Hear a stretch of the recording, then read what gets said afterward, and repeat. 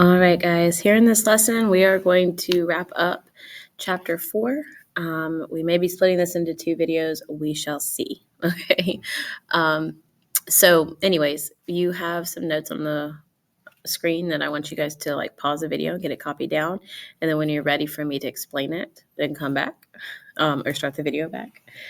So go ahead and do that.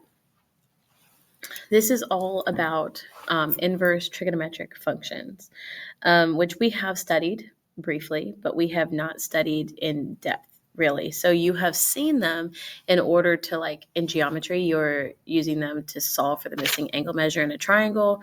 And we've honestly done a little bit of that here in this class earlier on in this chapter when we were learning about trigonometry in the first place and just trying to review all of that. But now we're going to take it further than just solving for a missing angle measure. So we're going to look at the graph, similar to how we've looked at the sine graph and the cosine graph and all that kind of stuff. We've also can look at the graph of what the inverse would look like. So what you're seeing on your screen and what you should have written in your notes is this bit where it's talking about just exactly what this is. And they put it in all mathy terms, so we'll try to break it down a little bit, okay? The idea is, let me grab a Post-it note. I want you guys to recall what the sine function looked like in its entirety. If you just drew the whole thing, the sine function, I'll just put it right there with the sine thing. The sine function looked like this, except it was consistent. I just can't draw. So anyways, your sine function had that wavy pattern to it. Here's the thing. When we do inverses, what happens is the x and y's switch. So it ends up reflecting across this diagonal line, y equals x. And when it does that, it essentially looks kind of like that. Again, if I could draw better. So when you find the inverse, x and y switch, and it appears to almost kind of turn sideways. Here's the problem with having this graph. When I draw my vertical line to check the vertical line test, you can see it hits in infinite places if you were to draw this whole thing out. This is not a function in that capacity. So the issue is, how can we represent this as a function? And what they decided to do is just cut off part of it. So, and only use a sliver of it. So what they decided is they said, all right, let's go from this far left point to this far right point before it comes back. And if I only use that little sliver in there, that is still a function, but it's still representing the data values. So that's what you're seeing right here. They took a piece of the sine function, not the whole thing, but a piece of it that was 1-to-1. So it passed the vertical and the horizontal line test. They took that piece and used that to do the inverse with. So they had to restrict the domain of the sine function. And when they restrict that, it restricts the range on the inverse, because remember, domain and range switch for inverses. So what you're seeing there with the domain being -1, +1, that comes from just the oscillating nature of the waves. Back on the sine function, it goes between +1 and -1, +1, -1 for your x value, for your y values. When we turn it sideways, that becomes your x values. So -1, +1, -1, +1. So that's domain. That is naturally going to be -1 to +1. The range is the thing that we had to force to constrict or restrict. So that's the part where I was like, okay, let's only look at this little section in here rather than the whole thing. Okay, so you're going to see that height on your inverse function is just that. Okay, so how can we apply this to actually evaluating things? Good question. Let's do that. Okay. So when I see this down here and they said do this without a calculator, if it said to do it with a calculator, guys, all you do is you would hit Shift, sign, type the number in, enter. Like that's it. So I don't feel like we need to really go over that a whole lot because it is just straightforward. Type it in the calculator. But if I ask you to do it without a calculator, how would we approach it? So we're going to do that. I want you guys to get your unit circle, have that handy. I have mine here for reference, so we'll pull that out when we need it, okay? All right, so let's make sure we understand how to read this. It's like the opposite of sine. This is the true inverse of sine. So not talking about making it negative or reciprocal. This is the true like opposite function of sine. Just like multiplication and division are opposite operations. And like addition and subtraction are opposites, so they undo each other. Sine and sine inverse are opposites the same kind of way, all right? So what this is truly asking when I read this question is not asking me to take sine of 1/2. This is saying, where is sine of 1/2? Or sorry, where is sine equal to 1/2? So we're going to write that out as a question. I'm not going to do this every single time, but just for the purpose of this, like having this stuff in your notes and being able to kind of like all that, I'm going to say, where is sine 1/2 on our interval? So on the negative pi over 2 to pi over 2. Okay. Keep in mind, negative pi over 2 to pi over 2. Okay. Look at your unit circle and think about where negative pi over 2 exists. Remember, negative angles, they drop down. So if I was looking at negative pi over 2, really that's talking about down here, all the way up to positive pi over 2. Essentially, we're looking at the right side of your unit circle. So comparing all those values, I'm only going to look there, okay? So the question was, where is sine positive 1/2? Remember on your unit circle that the y values are your sines. So I'm going to look on the right side of my circle. The y values are positive up top, and I want to see where's the y value going to be 1/2. That's right here at pi over 6 or 30 degrees. So my answer is going to be pi over 6 or 30 degrees. Depends on how they want the answer. AP, answer everything in radians because the test that you have at the end of the year is in radians. But on level, you can do whichever one you prefer. Unless they specify and say, do it this way. Okay, here we have sine inverse and then root 3 over 2.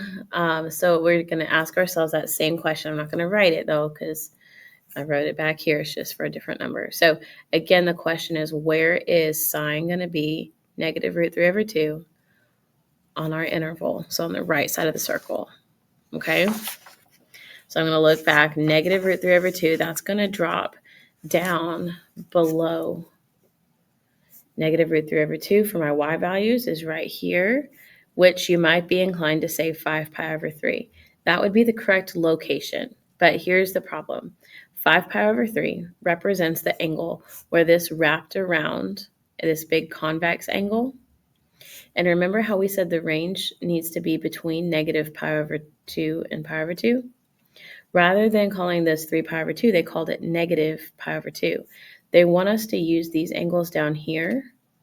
We want to use the negative reference angles. And that's going to make us have the correct answer so everybody has the same thing. So rather than saying 5 pi over 3, we're going to say this is actually negative 1 pi over 3. And that's going to be my place. So although 5 pi over 3 is the correct location, it's not the correct direction. We'd rather look at this compared to up here. And how can I not cross my hand, right? Because 5 pi over 3 would make this circle all the way around. I just drew it myself.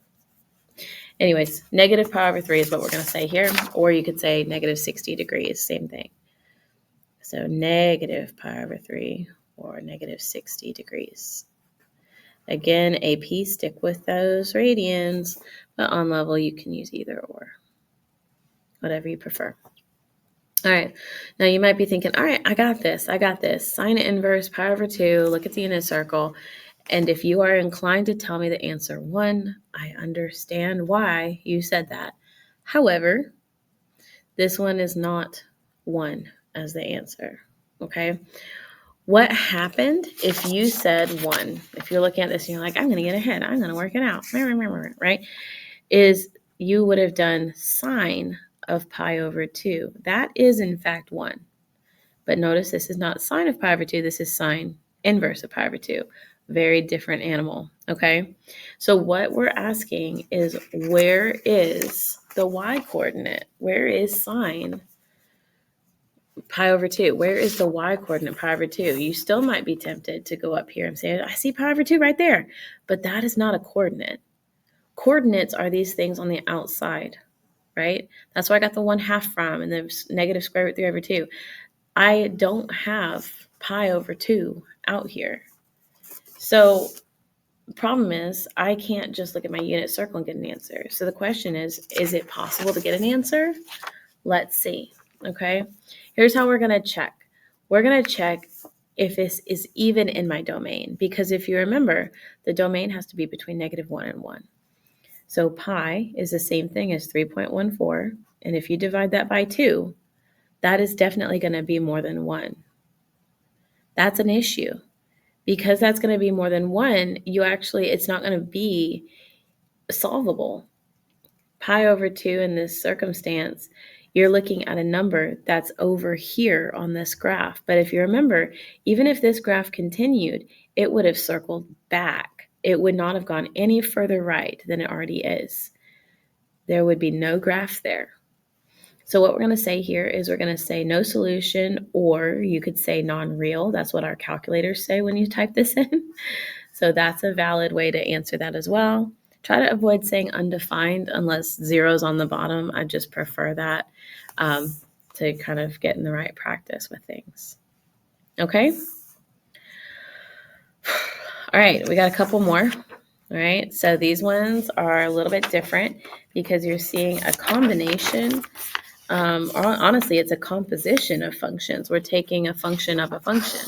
Sine inverse of sine of pi over 9. That is a 9 there, not a 4. All right, so if we do this one on part D, what a lot of people's first instinct is to just cross these off.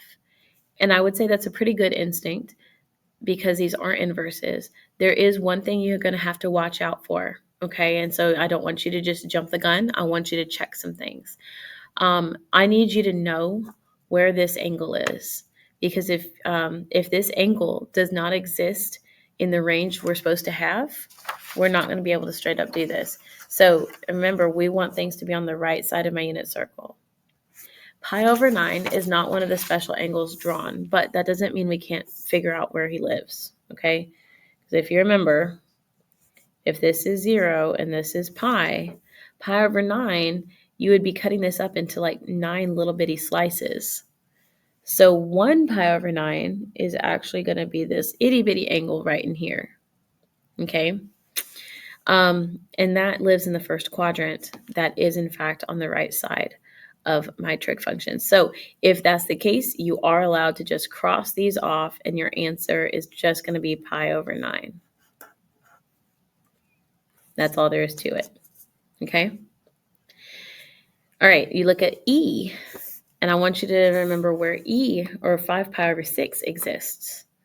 So on your unit circle, if you locate it, 5 pi over 6 exists over here.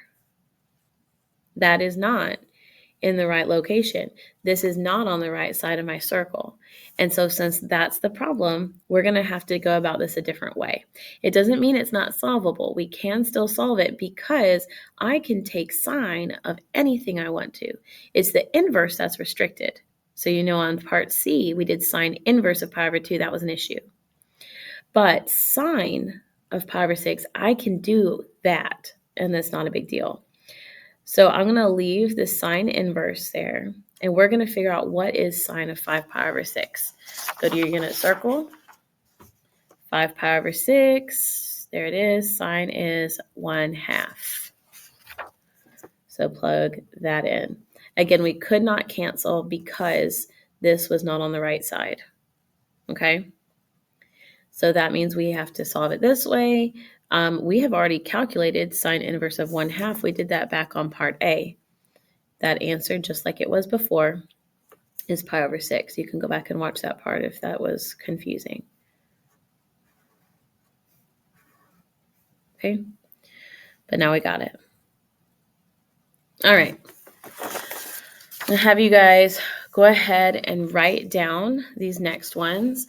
I also in class have provided you guys with these little bitty circles that are talking about like the range of values for each one. So if you've got those, make sure you glue them in your notes. If you don't have them, check with me next time you see me in class and I will give you some, or you can just sketch this yourself. Some people have chosen to put the sine one with the sine notes at the top. The cosine, they've put it like in here, and then tangent, they've left with the tangent one. You can cut them apart. You can keep them. They're natural, or originally they're just all in one big strip. I just couldn't fit them all in one strip at the bottom of my paper without it falling off. So anyways, you can kind of position that how you wish. But get these notes down. This is the stuff about cosine and tangent, or the inverse of cosine and tangent. Pause the video, write it down, come back when you're ready to discuss. All right, hopefully you're ready to discuss. If not, pause that video, okay?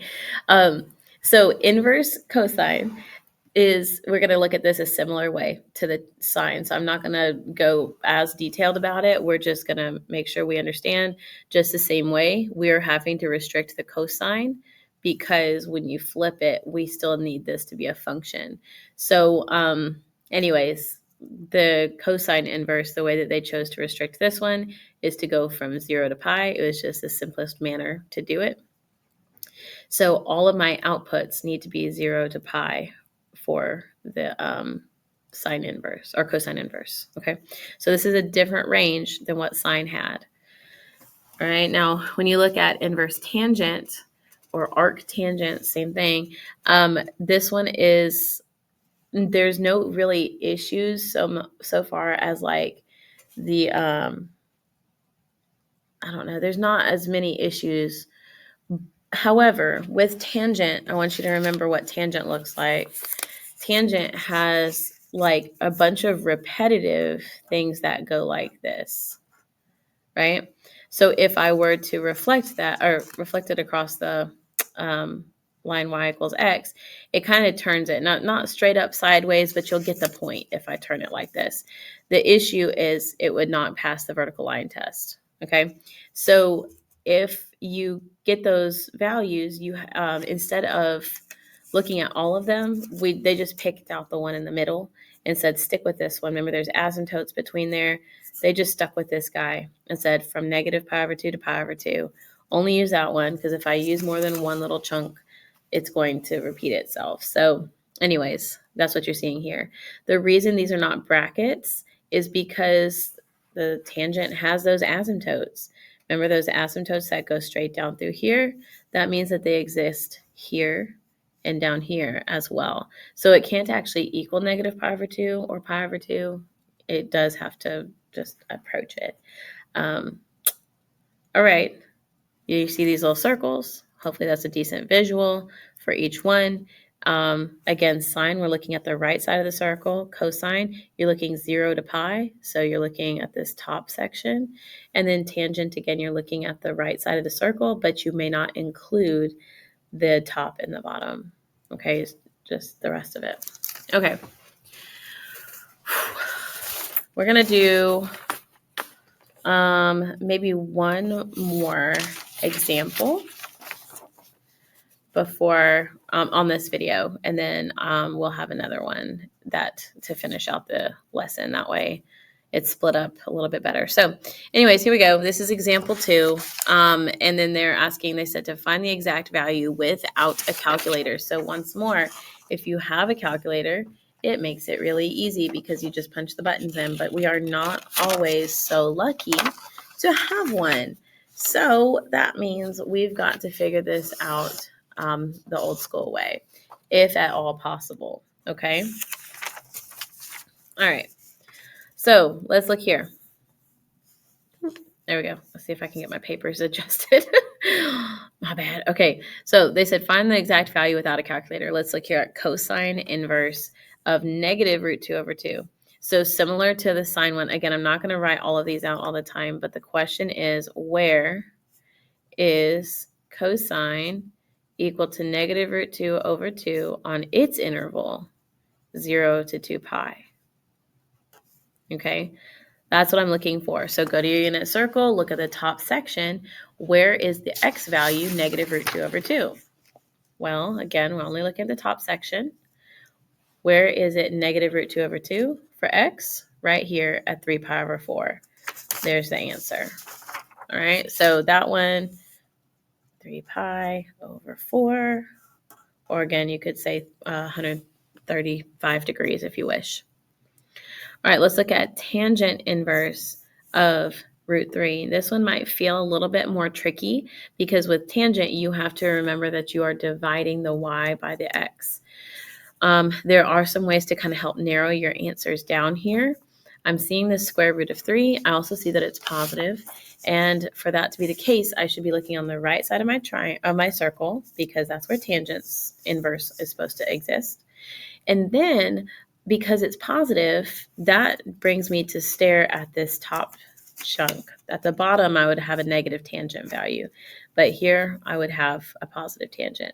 Remember that you'd be dividing y by x, and my guess is it's either going to be pi over 6 or pi over 3. So you can kind of narrow down your options, and you can check, okay? So if you are not somebody who just naturally knows, then this is a way for you to kind of narrow it down and be like, all right, it's going to be either here or it's going to be here. And then you can test it. Do y divided by x. Now, I want you to think about this. If I have 1 over 2 and I divide it by root 3 over 2, root 3 over 2 has to flip. So it would be 2 over root 3.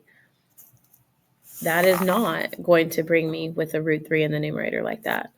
So try this one. Square root 3 over 2 divided by 1/2. I'll bring back a little post-it note. That way I'm not ruining my circle. But you can try this and you can do root 3 over 2 multiplied by the reciprocal, 2 over 1. 2's cancel. This is square root of 3. All right, so tangent here is square root of 3. And that was at pi over 3 or 60 degrees. Okay?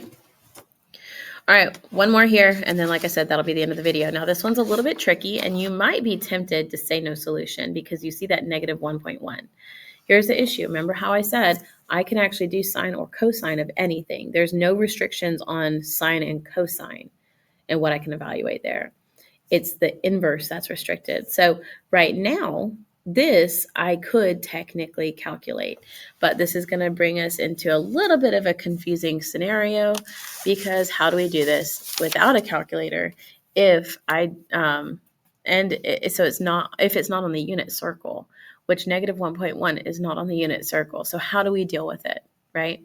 So here's what I want you to visualize. First of all, I want you to visualize where is negative 1.1. You don't see any degrees on it, which means it's automatically considered to be a radian measure, which means this would have opened up down this way, negative 1.1, okay?